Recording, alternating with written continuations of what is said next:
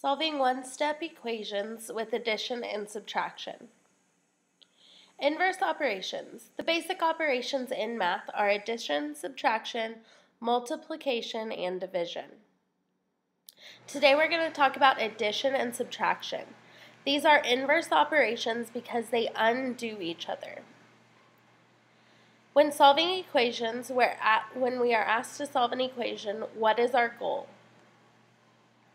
An example, what would you do if you were asked to solve x minus 3 equals 5?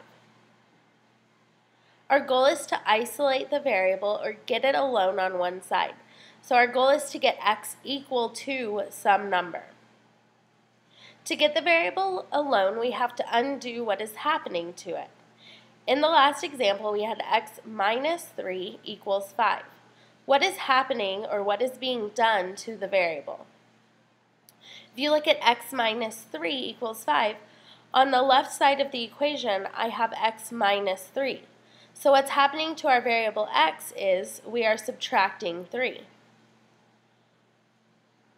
The opposite of subtracting 3 is adding 3. So to get x by itself, if we look at the equation x minus 3 equals 5, we need to add 3 to both sides, or do the opposite of what is being done to the variable. Negative 3 plus 3 is 0. It goes away, so we're left with just x equals, and 5 plus 3 is 8. Let's try some more. If you look at this first example, we have p minus 1 equals negative 12. If you ask yourself what's being done to our variable p, we are subtracting 1. The opposite of subtracting 1 is adding 1. And whatever we do to one side, we have to do to the other side. When we add 1 to a negative 1, it goes away, so we're left with p equals negative 11, because you have to remember your integer rules, and when we have negative 12 plus 1, we have different signs, so we have to subtract the numbers, keep the sign of the larger number, which is a negative. If you look at the next example, we have a plus 9 equals 45. We're adding 9 to our variable a.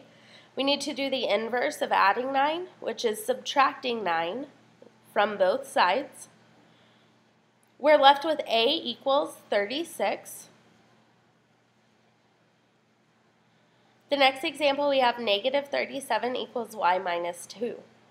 Notice that in this case, our variable is on the right side of the equation, or the equal sign. This does not affect the way that we solve our equation. We're still going to do inverse operations to get y by itself. You still ask yourself what's happening to our variable y. Our variable y is being subtracted by 2. So we need to do the opposite, which would be adding 2 to both sides. Our 2's cancel out, and on the left side of the equation we have negative 37 plus 2. We have different signs, so we have to subtract the numbers, keep the sign of the larger number, so negative 35 equals y. And another example would be p minus negative 2 equals a negative 2. Notice that we have a double negative, so we can rewrite this equation as b plus 2 equals negative 2. Now I'm ready to solve my equation. To do that, I subtract 2 from both sides. When I subtract 2 from both sides, I get b equals negative 4. A word problem using equations says, your aunt deposited $450 into her bank account. The new balance is $512. What was the original balance? We do not know what she started with, so we're going to assign it a variable.